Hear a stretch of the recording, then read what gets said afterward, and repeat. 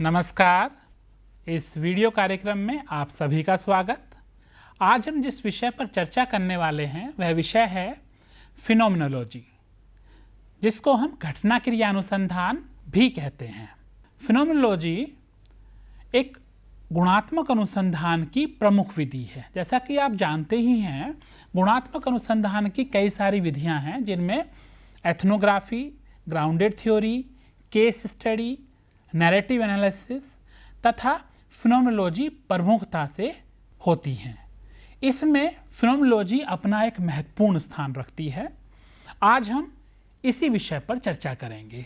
किस प्रकार से फिनोमिनोलॉजी का एक अनुसंधान की विधि के रूप में इमर्ज हुआ है, साथ ही फिनोमिनोलॉजी को करते हुए हमें किन स्टेप्स का ध्यान रखना पड़ता है, क्या इसकी मूलभूत विशेषताएं हैं तथा इससे प्राप्त आंकड़ों को हम किस प्रकार से विश्लेषित करते हैं। तो चलिए हम बात करते हैं फिनोमिनोलॉजी की।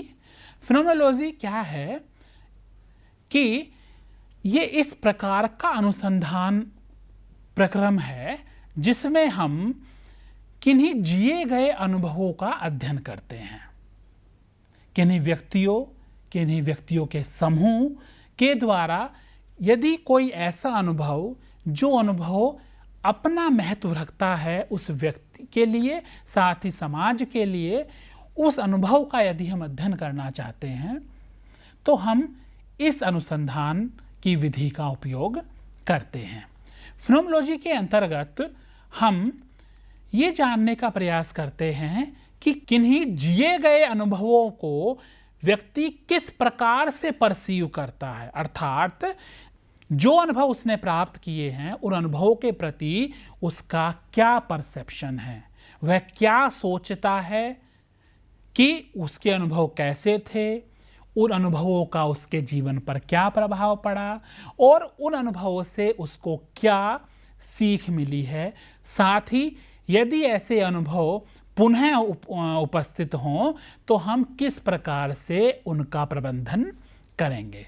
तो ऐसे बहुत से अनुभव हो सकते हैं। जैसे यदि हम उदाहरण के लिए बात करें कि हो सकता है कि हमारा बहुत ही क्लोज फ्रेंड है, उसकी डेथ हो गई हो, उसकी डेथ को हमने किस प्रकार से परसीव किया, है ना। या हो सकता है एक शिक्षक प्रशिक्षक होने के नाते हम ये बात कर सकते हैं हम किस प्रकार से विद्यार्थियों को एक शिक्षक के रूप में परिवर्तित करते हैं, या किसी विशेष कक्षा में किस प्रकार से टीचिंग होती है और उस टीचिंग को हम किस तरीके से परसीव करते हैं। ऐसे बहुत सारे अनुभव हो सकते हैं जिनका यदि हमें अध्ययन करना है तो हम शोध विधि के रूप में हम फिनोमिनोलॉजी का उपयोग करते हैं। जब हम फिनोमिनोलॉजी की बात करते हैं तो इसमें उन अनुभवों को हम सम्मिलित करते हैं जो उन व्यक्तियों के द्वारा जिए गए होते हैं, यानी कि यहाँ पर हम बात करते हैं लिव्ड एक्सपीरियंसेस की। ऐसे अनुभव जो उन्होंने जिए हैं, जिसका वो भाग रहे हैं, जिसमें उन्होंने प्रतिभागिता की है। तो इस प्रकार से हम फिनोमिनोलॉजी के अंतर्गत अनुभवों का अध्ययन करते हैं, व्यक्तियों के अथवा समूहों के। यदि हम बात करें फिनोमिनोलॉजी के प्रतिपादक की तो एक नाम अपने आप में ही हमारे सामने स्पष्ट होता है, वह है एडमंड हसेल। एडमंड हसेल जो कि ट्रेनिंग से या बेसिकली एक मैथमेटिशियन थे, तो इन्होंने फिनोमिनोलॉजी की जो फिलोसॉफी है उसको हमारे सम्मुख प्रस्तुत किया था। इसके पश्चात हालांकि बहुत सारे अन्य फिलोसोफर भी हुए हैं, जैसे मार्टिन हेडेगर या गैडमर या रिकॉयर। इन लोगों के द्वारा भी इस क्षेत्र विशेष में काम किया गया है।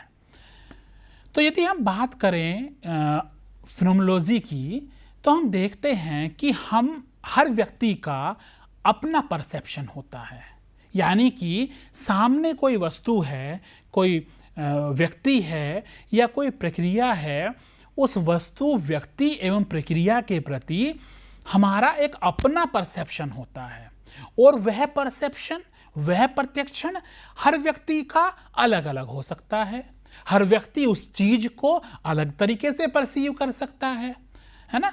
तो अब उस वस्तु एक है, व्यक्ति एक है, प्रक्रिया भी एक है, लेकिन हमारा उसे देखने का तरीका, हमारा उसे अनुभव करने का तरीका अलग अलग हो सकता है। तो ये जो अलग अलग तरीके हैं अनुभव करने के, उसको देखने के, फिनोमेनोलॉजी में हम इन्हीं बातों का अध्ययन करते हैं। हम ये जानने का प्रयास करते हैं कि अमुक घटना अथवा अमुक अनुभव को किस प्रकार से उन व्यक्तियों को प्रभावित किया है जिन व्यक्तियों का हम अध्ययन करना चाहते हैं।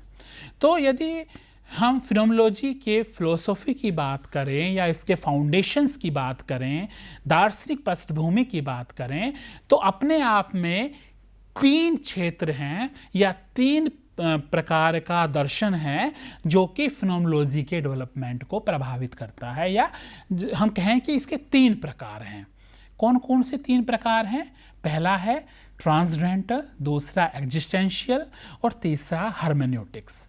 ये तीनों प्रकार अपने आप में एक दूसरे से संबंधित भी हैं और किन्हीं चीज़ों में एक दूसरे से वो अंतर भी प्रदर्शित करते हैं। जो पहला प्रकार है ट्रांसडेंटल, जिसको हम डिस्क्रिप्टिव फिनोमेनोलॉजी भी कहते हैं, ये एडमंड हसल के द्वारा दिया गया था, जिन्होंने विभिन्न प्रकार के संप्रत्यय प्रस्तुत किए और उन संप्रत्यों के आधार पर ही हम आंकड़ों का कलेक्शन तथा एनालिसिस करते हैं। तो हम बात करते हैं पहले जो डिस्क्रिप्टिव फिनोमेनोलॉजी या ट्रांसडेंटल फिनोमेनोलॉजी है, जो कि एडमंड हसल के द्वारा प्रतिपादित किया गया था। तो उसमें उन्होंने कुछ ऐसे संप्रत्यय दिए जिन संप्रत्यों के आधार पर हम इस फिनोमेनोलॉजी की प्रोसेस को संचालित करते हैं। ऐसे प्रमुख संप्रत्यय जो थे उनको हम एक एक करके हम बात करते हैं, लेकिन उससे पहले ये जानने का प्रयास करते हैं कि एडमंड हसल ने क्या कहा था फिनोमेनोलॉजी के बारे में। उन्होंने कहा था कि जो फिनोमेनोलॉजी है यह क्या है, यह rich description of peoples experiences है, यानी कि व्यक्तियों के अनुभवों का एक बहुत ही सही तरीके से किया गया डिस्क्रिप्शन फिनोमेनोलॉजी होता है। और यह डिस्क्रिप्शन एक अलग तरीके से किया गया हो सकता है, एक अलग क्षेत्र में किया गया हो सकता है, साथ ही उसका एक अलग तरीके से उपयोग किया गया हो सकता है। तो हम बात करते हैं जब फिनोमेनोलॉजी की, तो वहाँ लिव्ड एक्सपीरियंसेस का जो कंसेप्ट है वह एक बहुत महत्वपूर्ण कंसेप्ट के रूप में माना जाता है। अब जब बात करते हैं हम हसल के द्वारा प्रतिपादित फिनोमेनोलॉजी के प्रमुख संप्रत्यों की, तो इन्होंने कुछ प्रमुख संप्रत्यय बताए। वह थे इंटेंशनैलिटी, दूसरा नॉइमा एंड नॉइसिस, तीसरा ब्रैकेटिंग या एपेके, चौथा जो कंसेप्ट उन्होंने बताया वह था फिनोमेनोलॉजिकल रिडक्शन, पांचवा कंसेप्ट उन्होंने बताया इमेजिनेटिव वेरिएशन और लास्ट में एसेंस। अब हम इनको एक एक करके चर्चा करते हैं कि ये क्या है, किस प्रकार से हम इन संप्रत्यों को फिनोमेनोलॉजी में उपयोग करते हैं। पहला संप्रत्यय जो हसल ने दिया वह था इंटेंशनैलिटी। इंटेंशनैलिटी को इन्होंने कॉन्शियसनेस की फीचर बताया। इन्होंने कहा कि यदि हम कॉन्शियस हैं, यदि हम चेतना की अवस्था में होते हैं या हम अवेयर होते हैं, तो हम हमेशा ही अवेयर होते हैं, हम हमेशा ही कॉन्शियस होते हैं। और यह कॉन्शियसनेस ही वस्तुतः हमें किसी घटना के प्रत्यक्षण में मदद करता है, या उसको हम किस तरीके से परसीव करते हैं यह हमारी कॉन्शियसनेस ही हमें बताती है। तो इस प्रकार से उन्होंने दूसरा जो संप्रत्यय दिया वह था नॉइमा तथा नोएसिस का। नॉइमा को उन्होंने डिफाइन करते हुए कहा कि व्हाट इज एक्सपीरियंस्ड, यानी कि जो हम अनुभव करते हैं वह नॉइमा है, और नोएसिस क्या है, जिस तरीके से हम अनुभव करते हैं, the way it is experience, यानी कि जिस तरीके से, जिन माध्यमों से हम किसी चीज को अनुभव करते हैं वह नोएसिस है। और नॉइमा और नोएसिस के मध्य का जो संबंध है या मध्य का जो सह संबंध है, उस सह संबंध को इन्होंने इंटेंशनैलिटी के साथ जोड़ा, यानी कि हम जिस चीज को अनुभव करते हैं उस चीज को किया गया अनुभव तथा उस अनुभव को करने का तरीका, ये दोनों चीजें हमारी कॉन्शियसनेस से प्रभावित होती हैं। अगला जो संप्रत्यय हसेल ने दिया था वो बड़ा ही महत्वपूर्ण संप्रत्यय है यदि आप फिनोमेनोलॉजिकल रिसर्च करना चाहते हैं। वह है एपेके अथवा ब्रैकेटिंग का संप्रत्यय।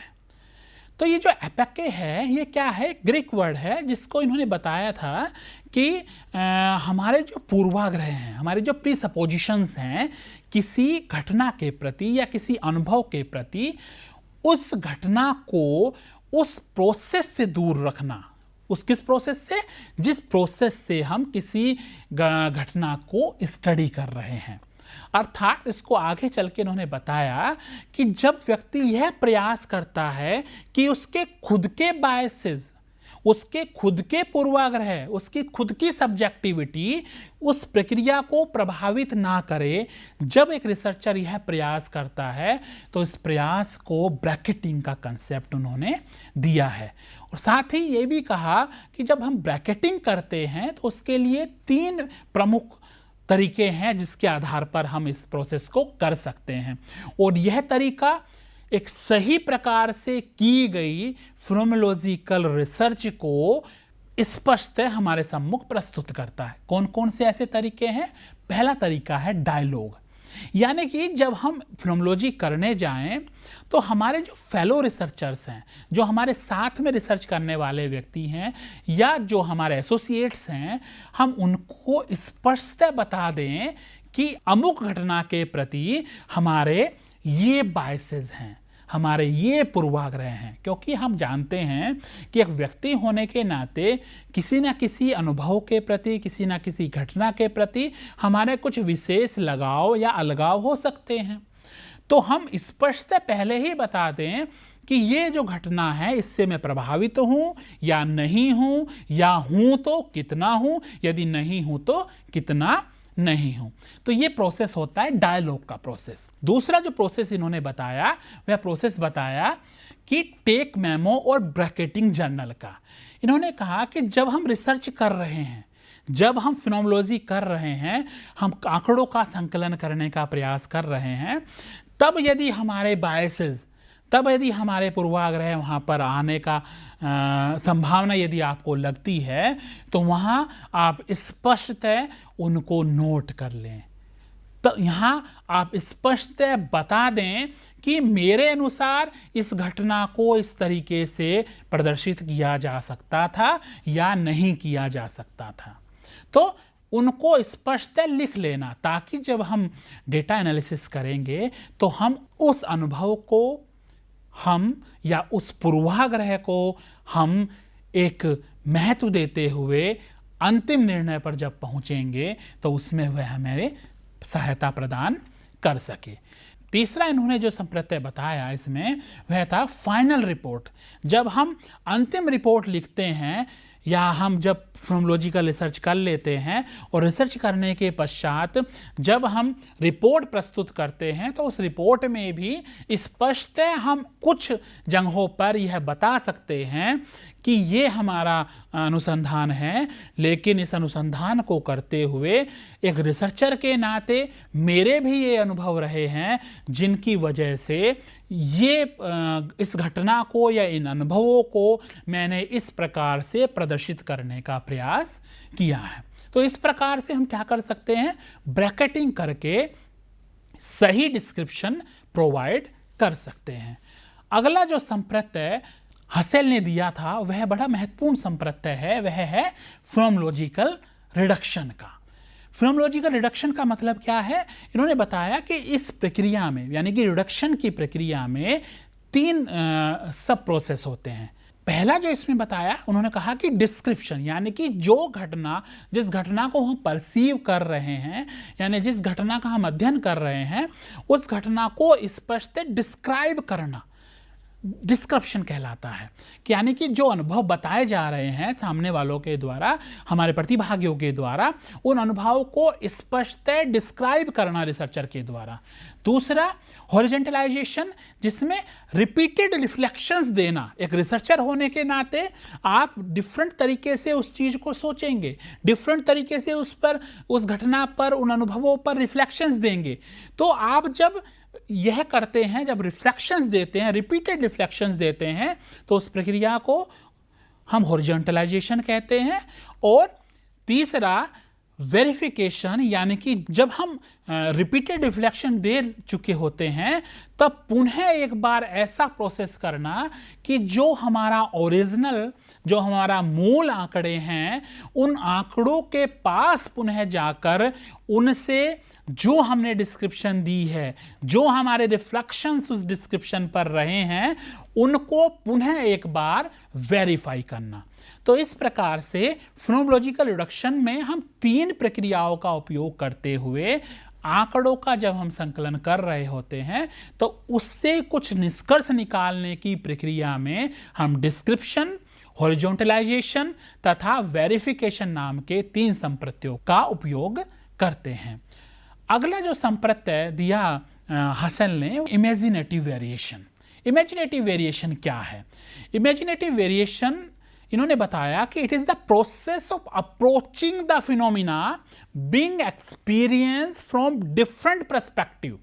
यानी कि जो घटना, जिस घटना का हम अध्ययन कर रहे हैं, जिन अनुभवों का हम अध्ययन कर रहे हैं, उन अनुभवों पर, उन घटनाओं पर अलग अलग तरीके से रिफ्लेक्शंस देना, अलग अलग तरीके से सोचना, अलग अलग तरीके से हम उस घटना को डिस्क्राइब करने का प्रयास करें, है ना। कहना यही कि जो हम डाइवर्जेंट थिंकिंग का प्रोसेस जब अपनाते हैं, यानी कि अलग अलग दिशा में सोचते हैं, तो वही प्रोसेस उन आंकड़ों पर हम अलग अलग तरीके से सोचें। हमारी जो सोचने का तरीका है या उस पर जो हम अप्रोच करते हैं उस आंकड़ों को, उन आंकड़ों पर हम अलग अलग तरीके से अप्रोच करें, ताकि जब हम फाइनली जो नेक्स्ट स्टेप में जो अगला संप्रत्यय है एसेंस का, ताकि हम उस महत्वपूर्ण बिंदु पर पहुंच सकें, जो महत्वपूर्ण बिंदु एक यूनिवर्सल स्ट्रक्चर प्रदान करने के लिए हमें सहायता देता है। तो अगला संप्रत्यय जो है वह यही है, एसेंस। ये क्या है? इसमें हम क्या करते हैं, इसमें जब हम आंकड़ों का संकलन कर लेते हैं और उस पर विभिन्न तरीकों से ब्रैकेटिंग और जितने भी संप्रत्यय हमने अभी तक बताए हैं, उन सभी संप्रत्ययों का उपयोग करते हुए जब हम फाइनली एक यूनिवर्सल स्ट्रक्चर की तरफ बढ़ते हैं, है ना, एक कोर कैटेगरी की तरफ। यदि हम सामान्यतः बात करें आंकड़ों के विश्लेषण की, तो जब हम एक कोर कैटेगरी की तरफ बढ़ते हैं, हम एक मूल वर्ग की तरफ बढ़ते हैं, या एक ऐसा एसेंस या ऐसी स्ट्रक्चर को आइडेंटिफाई कर लेना जिस स्ट्रक्चर के आधार पर हम उस संपूर्ण एक्सपीरियंस को, उस संपूर्ण अनुभव को, उस संपूर्ण परसेप्शन को हम अच्छे तरीके से डिफाइन कर सकते हैं। तो इस प्रकार से हमने देखा कि जो हसल हैं, हसल ने डिस्क्रिप्टिव या हम जिसको ट्रांसडेंटल फिनोमेनोलॉजी भी कहते हैं, उसको प्रतिपादित किया था। और उन्होंने इस प्रोसेस को, जब हम फिनोमेनोलॉजी को एक रिसर्च अप्रोच के रूप में यूज़ करते हैं, तो उस प्रोसेस को करने के लिए जो डिफरेंट स्टेप्स हैं, डिफरेंट कंसेप्ट्स हैं, उनको प्रस्तुत किया था, ताकि हम सही निष्कर्षों तक पहुंच सकें। दूसरी जो फाउंडेशन है, जिसको हम दार्शनिक आधार बोलते हैं फिनोमेनोलॉजी का, वह है एग्जिस्टेंशियल फिनोमेनोलॉजी। इसके प्रतिपादक मार्टिन हेडेगर माने जाते हैं। जैसा आपको मालूम ही है, यदि आप दर्शन के विद्यार्थी हैं, तो अस्तित्ववाद पर जो कार्य करने वाले प्रमुख दार्शनिकों में से मार्टिन हेडेगर भी रहे हैं। तो इन्होंने भी फिनोमेनोलॉजी के संबंध में अपने विचार प्रस्तुत किए, यानी कि घटना क्रिया अनुसंधान के संबंध में अपने विचार इन्होंने दिए। और इनके विचार हालांकि हसल के ही विचारों पर आधारित थे, क्योंकि जब हसल ने लाइफ वर्ड का कंसेप्ट दिया था तो उसी कंसेप्ट को पर आगे बढ़कर मार्टिन हेडेगर ने फिनोमेनोलॉजी के संबंध में कार्य किया था। तो इन्होंने क्या बताया, हसल ने कहा कि जो मानव अस्तित्व की प्रकृति है उसको समझने का प्रयास हम एग्जिस्टेंशियल फिनोमेनोलॉजी के माध्यम से करते हैं। व्यक्ति को उसके वातावरण से अर्थात वह जहां रहता है उससे हम अलग करके नहीं देख सकते। साथ ही उन अनुभवों को ब्रैकेट ऑफ करना, यानी कि जो हमारे परसेप्शंस हैं, जो हमारे प्री सपोजिशंस हैं, उनको हम ब्रैकेट ऑफ नहीं कर सकते इजीली। क्यों? क्योंकि किसी घटना को देखने तथा उसका एसेंस प्रस्तुत करने के लिए उस पर उसको ब्रैकेट ऑफ किया जाना एक व्यक्ति होने के नाते हमारे लिए संभव नहीं है। तो जो एग्जिस्टेंशियल फिनोमेनोलॉजी है वह यह कहती है कि हमारे पूर्वाग्रहों को, हमारे बायसेस को, हमारी सोच को हम उस अनुभव से, हम उस घटना से अलग नहीं कर सकते एक अनुसंधायक होने के नाते। हमारे अनुभव, हमारे पूर्वाग्रह, हमारे जो खुद के जिए हुए अनुभव है उस घटना को कहीं ना कहीं प्रभावित करते ही हैं। अगला जो दार्शनिक आधार है फिनोमेनोलॉजी का वह है हर्मेन्यूटिक फिनोमेनोलॉजी। हर्मेन्यूटिक फिनोमेनोलॉजी को प्रतिपादित करने वालों में हालांकि कई सारे दार्शनिकों की भूमिका है, परंतु जो दो प्रमुख दार्शनिक हैं उसमें गैडमर तथा रिकॉवर ये प्रमुख रूप से माने जाते हैं हर्मेन्यूटिक फिनोमेनोलॉजी को प्रतिपादित करने वालों में। और इन्होंने बताया था कि हर प्रकार की जो हमारी समझ है किसी घटना को समझने की, वह समझ ऐतिहासिक तथा सांस्कृतिक संदर्भों से प्रभावित होती है।